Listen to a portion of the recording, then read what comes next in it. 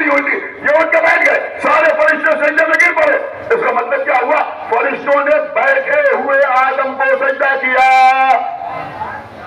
فرشتوں نے بیٹھے ہوئے آدم کو سجدہ کیا. بیٹھے ہوئے آدم کو سجدہ کیا. میں کچھ عرض کر رہا ہوں, لوگ کہتے ہیں آپ کی مجلسوں میں صحابہ کی تعریف نہیں ہوتی, تو اب اس سے زیادہ تعریف کیا ہوگی؟ رسول نماز پڑھ رہے ہیں, علی پشت رسول میں بیٹھے ہوئے ہیں, صحابہ نے سر اٹھایا, دیکھا حسین بیٹھے ہیں, فوراً سجدے میں سر.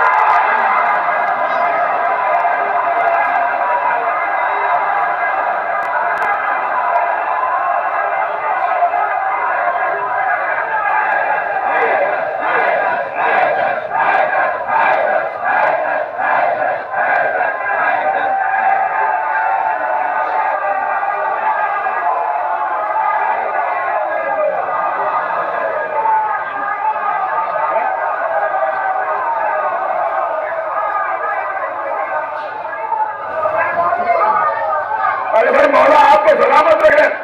سنا حسین کو بیٹھے ہوئے دیکھا. میں شاید اس سے پہلے پڑھ چکا ہوں کہ امام حسین جب پشت رسول میں بیٹھے تھے سجدے کے عالم میں, تو کعبے کی طرف رخ کر کے نہیں بیٹھے تھے, کعبے کی طرف پشت کر کے بیٹھے تھے. اب صحابہ نے سر اٹھایا, حسین کو بیٹھے ہوئے دیکھا, سجدے میں سر رکھا, سجدے میں سر رکھا. وہاں فرشتے بیٹھے ہوئے آدم کے آگے سر جھکا رہے ہیں, یہاں صحابہ بیٹھے ہوئے حسین کے آگے سر جھکا رہے ہیں, بیٹھے ہوئے حسین کے آگے سر جھکا رہے ہیں. ارے بھیا, ہم یوں ہی تھوڑی کہتے ہیں السلام علیکم یا وارث آدم.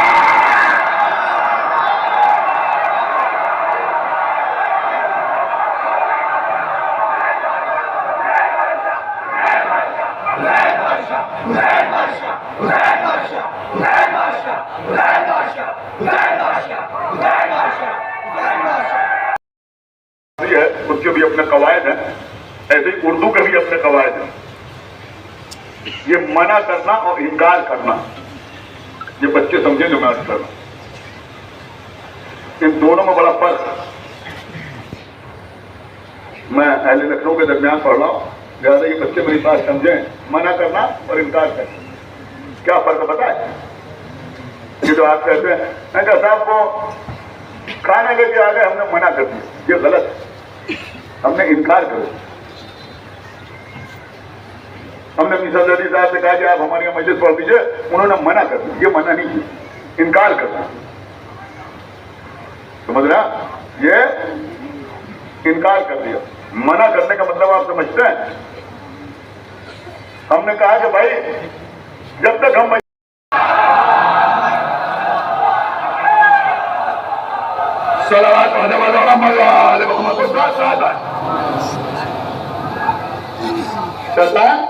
آدم کے ساتھ زمین پہ آیا. بس قبلہ بہت دیر پڑھ لیا میں نے, تقریباً 42-43 منٹ ہو رہا ہے, مسائل بھی پڑھنا ہے. جناب آدم زمین پہ آئے. اب آدم تنہا, جناب آدم اور جناب حوا, ان کے علاوہ کوئی تیسرا موجود نہیں. تنہا جناب آدم, حوا بھی بعد میں ملی, پہلے تو تنہا ہی تھے. پھر جب زیادہ روئے, زیادہ کریا کیا تو اللہ نے حوا سے ملاقات کرائی. اب جو آئے تو رو رہے ہیں. کس کے لیے رو رہے ہیں؟ لیکن قبلہ اگر آپ نے سمجھ لیا تو اس مجلس کا تبرک ہے. کس کے لیے رو رہے ہیں؟ آدم کس کے لیے رو رہے ہیں؟ یا تو جنت کے لیے رو رہے ہیں, یا تو جنت کے لیے رو رہے ہیں. میں کہا بھائی جناب آدم سارا معاملہ معلوم ہے, جنت کے لیے کیوں روئیں گے؟ تو پھر کس کے لیے رو رہے ہیں؟ کچھ لوگوں نے کہا حوا کے لیے رو رہے ہیں. حوا کے لیے رو رہے ہیں. کیا سنا آپ نے؟ حوا کے لیے رو رہے ہیں. یہ کون ہے؟ تمہارے باپ آدم حوا کے لیے رو رہے ہیں. اما حوا تو زندہ ہے. نہیں قبلہ, آپ نے جو سننے کا حساب ادا نہ کیا. آج ہم سے کہتے ہم زندہ ہے, جاوید کا ماتم نہیں کہتے. جب حسین زندہ ہے تو رو کیوں رہے ہو؟ تو بتاؤ تمہارے باپ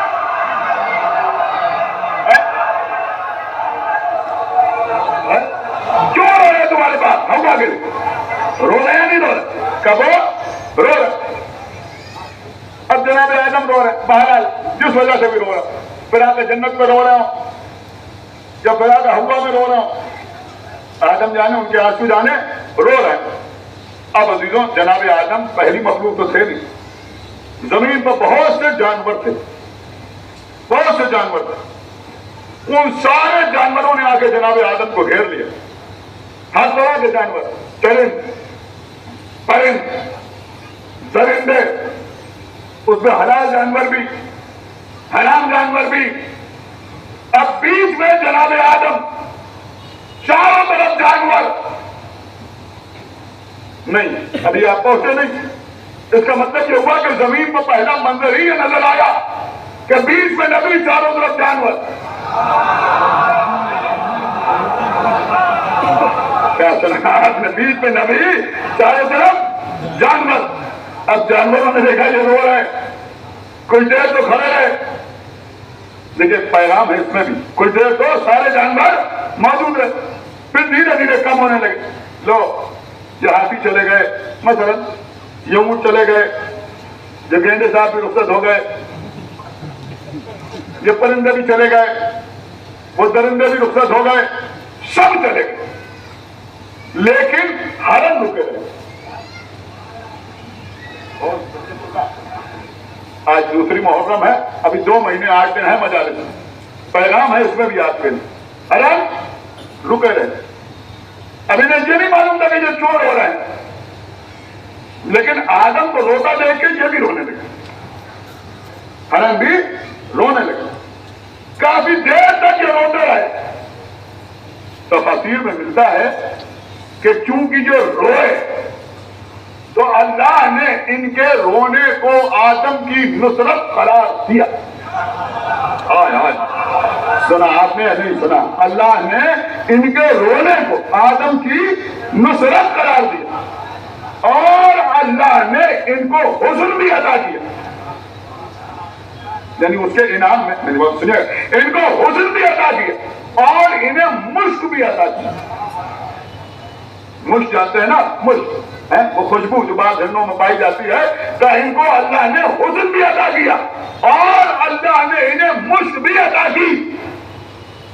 یہ وہاں سے ہٹے نہیں، روتے رہے۔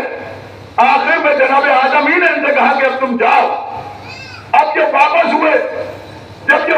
ہوئے تو دوسرے ہرن جو یہاں نہیں آئے تھے وہ انہیں ملے، انہوں نے ان سے پوچھا کہ یہ تم کو اتنا حسن کہاں سے ملا، یہ خوشبو تم میں سے کیسے آ رہی ہے؟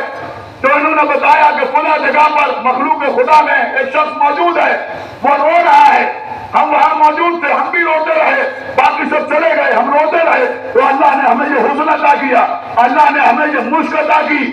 تو وہ سارے ہرن بھی آئے، کاہے کے لیے آئے؟ مشک لینے کے لیے آئے۔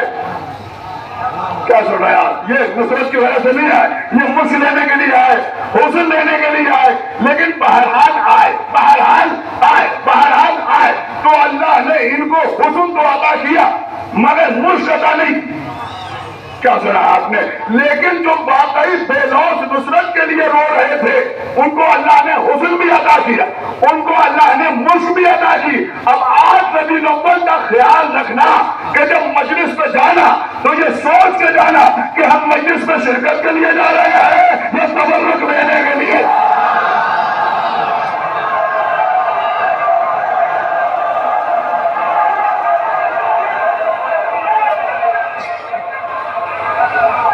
صلوات محمد